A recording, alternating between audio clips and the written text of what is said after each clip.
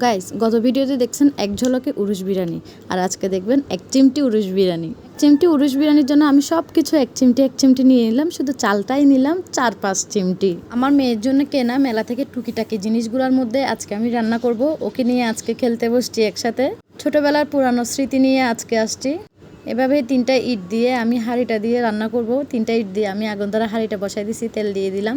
গত ভিডিওতে উরুশ বিরিয়ানি যেভাবে রান্না করছি সেম প্রসেসে আজকে উরুশ বিরিয়ানিটা রান্না করব।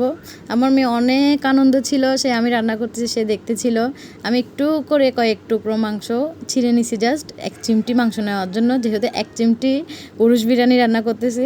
আসলে আমার মেয়ে অনেক খুশি হয়েছে। এটা দুপুরের পরে আমি আসছিলাম, সব কিছু দিয়ে আমি ভালো করে নাড়াচ্ছি। আসলে বাতাসের জন্য কোনো রকম রান্না করা যাচ্ছিল না, তো কোনো রকম ফুট দিয়ে হ্যান ত্যান করে রান্না করে ওর কাছে নিয়ে গেছি।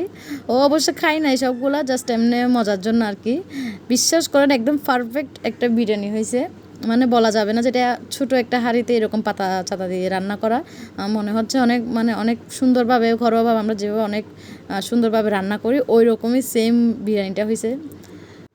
তো রান্না শেষে সবাইকে 1 চিমটি করে দিয়ে দিলাম। বেশ হয়ে গেল 1 চিমটি উরুশ বিরিয়ানি। সবাই আমার মতো অবশ্যই ট্রাই করবেন 1 চিমটি উরুশ বিরিয়ানি।